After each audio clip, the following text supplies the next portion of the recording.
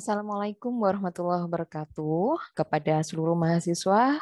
Untuk kesempatan kali ini kita kembali belajar untuk penyusunan skripsi dan contoh dan untuk kali ini adalah di mengenai bab 3 ya. Nah, saya beri contoh di sini. Bab 3 adalah metode penelitian. Nah, komponen yang ada di dalamnya kita perhatikan di bagian kiri. Ya, ini setiap skripsi itu wajib memiliki heading. Ya, heading itu apa? Untuk memudahkan kita menavigasi di mana letak subbab kita.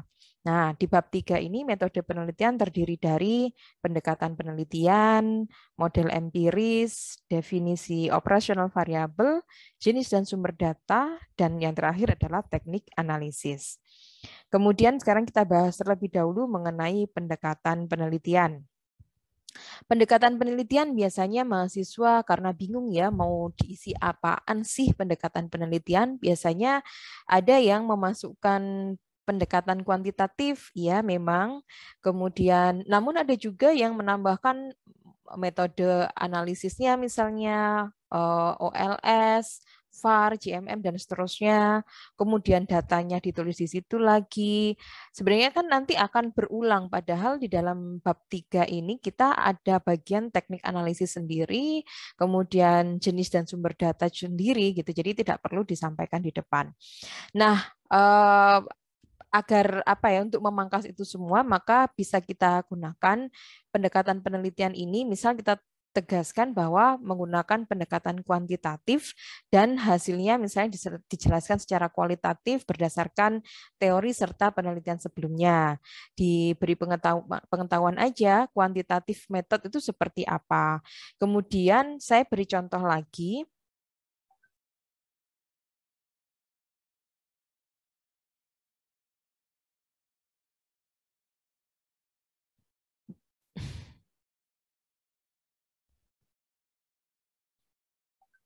Nah, ini ada satu skripsi, cuman untuk bab tiganya dia terbalik-balik urutannya. Nah, ini saya tidak teliti kemarin, tapi oke lah dia bisa maju. Nah, ini belum sidang ya. Namun ini kebalik, jadi habis pendekatan, penelitian, populasi, sampel, model empiris, teknik analisis, kembali lagi definisi operasional variabel. Jadi urutannya benar yang tadi ya. Cuman di sini saya ingin memberikan contoh cara dia untuk membuat pendekatan penelitian ini menurut saya lebih bagus. Jadi yang pertama dia menjelaskan menggunakan pendekatan kuantitatif dengan model stokastik.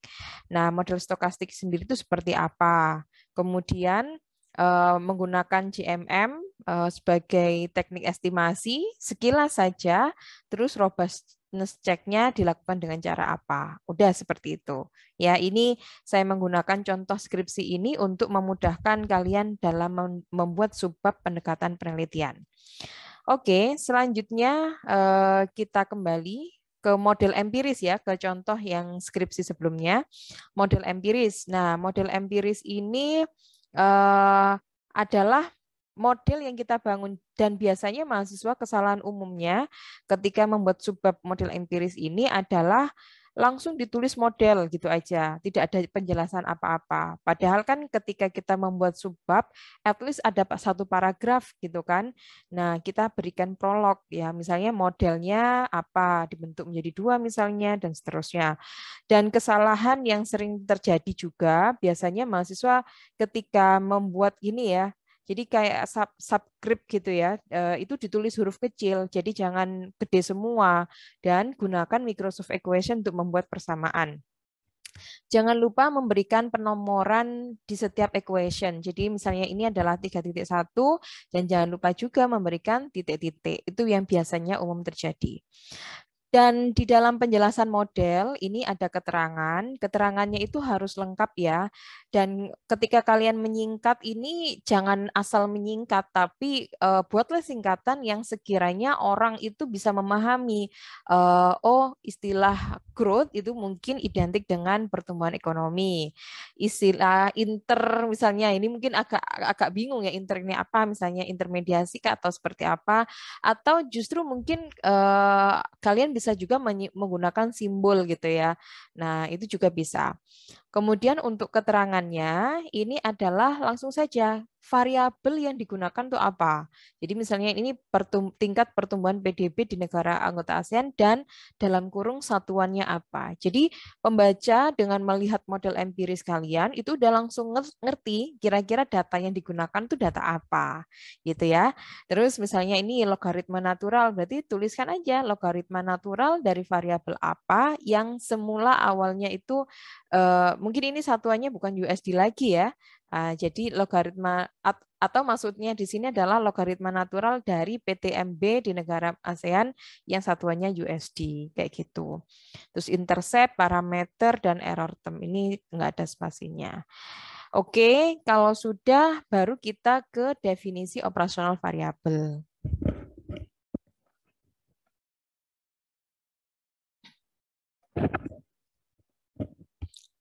Oke, nah definisi operasional variabel ini adalah penjelasan mengenai variabel yang kita gunakan itu cara ngukurnya seperti apa. Misal kita bedakan variabel terikat sama variabel bebasnya. Misalnya di sini adalah variabel terikatnya adalah pertumbuhan ekonomi yang dihitung melalui pertumbuhan PDB negara anggota ASEAN, gitu ya. Menggunakan presentasi tahunan dan seterusnya. Mungkin akan jauh lebih enak kalau kalian langsung aja pakai rumus ya. Mungkin ini karena general, saya berikan contoh yang enak dibaca untuk definisi operasionalnya. Nah, ini. Nah, misalnya seperti ini.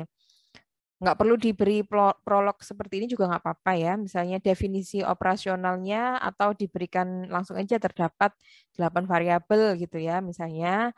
Nah, apa aja? Yang pertama, non-performing loan. Apa itu non-performing loan? Definisinya, kemudian rumusnya seperti apa. Jangan lupa ketika kalian mendefinisikan sebuah variabel itu harus merujuk pada literatur. Ya, jadi ketika kita oke, pertumbuhan ekonomi rumusnya seperti ini. Nah, ini rumus ini merujuk ke mana gitu kan? Jangan lupa itu. Contoh lagi, suku bunga acuan. Nah, suku bunga acuan itu seperti apa? Kan ini tidak ada apa ya istilahnya rumus gitu kan. Jadi langsung karena suku bunga acuan adalah yang tertera di BI di Bank Indonesia gitu. Kemudian restrukturisasi kredit itu apa definisi yang kalian gunakan. Nah, definisi operasional menjadi sangat krusial, terutama misalnya untuk anak-anak di atau untuk mahasiswa yang concern di ekonomi moneter, misalnya tentang inklusi keuangan gitu ya. Inklusi keuangan itu kan hitungannya banyak, cara ngukurnya bervariasi. Nah, skripsi kalian ini merujuk ke cara perhitungannya siapa. Nah, itu sajikan di definisi operasional.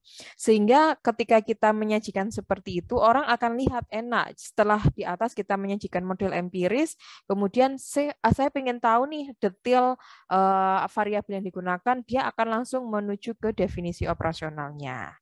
Kayak gitu ya. Oke, sekarang setelah definisi operasional sudah, baru ke jenis dan sumber data. Apa jenis datanya? Pasti sekunder ya kan, karena kita nggak apa survei sendiri. Kecuali kalau kalian survei sendiri, maka sebutkan data primer gitu. Kemudian apa tahunan misalnya panel, kemudian bulanan atau seperti apa periodenya kapan. Dan di bagian inilah kalian menjelaskan kenapa memilih periode ini secara detail gitu. Jadi pemilihan periode itu tidak asal. Bu, saya suka periode ini. Jelaskan secara eksplisit kenapa kalian memilih periode itu. Kemudian jenis data dari ini panel ya gitu. Kemudian sumber datanya dari mana? Kalau sekiranya kalian punya misalnya 8 variabel dan ternyata sumbernya itu hanya ada 2 instansi, tidak perlu dibuat tabel gitu. Karena tabel itu digunakan untuk mempermudah jika seandainya sumber datanya itu beragam. Misalnya ini katakanlah sumber data yang digunakan Nah, ini kan hanya ada dua sebenarnya. Ini bisa tidak perlu didetilkan seperti ini, bisa langsung dikelompokkan. Misalnya sumbernya OJK, OJK ada 4, apa aja ini. BI ada 2, yaitu apa. Jadi ini bisa di-merge gitu. Jadi cuman satu istilahnya OJK gitu, cuman ini terdapat beberapa variabel kayak gitu. Itu untuk sumber data. Nah, kita kembali ke struktur yang digunakan skripsi ini ya, yang kita gunakan. Lalu selanjutnya adalah teknik analisis. Kalau teknik analisis ini adalah theoretical yang kita gunakan untuk mengeran data ya, mengolah data kita. Dan ini karena theoretical, maka seringkali akan rentan muncul tingkat plagiarism ya, sehingga kalian harus pandai-pandai memparaphrase dan saya wajibkan ke kalian untuk jangan melakukan tindakan curang ya, untuk mengakali Turnitin gitu. Nah, terus gini, mengenai bab 3, memang idealnya kalau dalam pembuatan proposal itu kita wajib ada ya. Tapi in case dalam perjalanannya gitu ya, yang namanya skripsi itu seringkali ketika kita udah membuat proposal, kita nyari data, entahlah karena data nggak ada, entahlah data kurang, kemudian ketika di-run, ternyata mungkin hasilnya tidak sesuai ekspektasi, banyak problem sana sini, akhirnya membuat metode yang kalian ambil ini kurang tepat. Yaitu kalian harus berbesar hati untuk mempelajari kembali gitu ya, mempelajari kembali metode yang lain gitu. Sehingga kalau dia konteksnya masih dalam bentuk proposal, maka saya sih tidak terlalu menuntut mahasiswa untuk membuat teknik uraian, teknik analisis secara rinci. Sehingga biasanya kalau saya itu kalian tulis aja bab 1, bab 2 itu menjadi satu hal yang kunci. Nah, bab 3 itu sampai jenis dan sumber data. Nah, masalah teknik analisis dibuat saja sebisanya karena itu nanti sangat dinamis ya, dalam arti bisa berubah ketika kalian menghadapi kendala dalam data analisis seperti itu, sehingga membuat kalian harus entah mengganti atau bahkan menambah gitu. Untuk robustness check, Bu, saya pengen lihat karena saya pakai panel statis, gimana sih kalau pakai panel dinamis hasilnya. Jadi kalian menggunakan dua metode, satu panel statis, kemudian dikomparasikan sebagai robustness test untuk di panel dinamis. Saya rasa seperti itu mahasiswa sekalian untuk penjelasan di bab 3. Semoga bermanfaat. Saya akhiri. Assalamualaikum warahmatullahi wabarakatuh.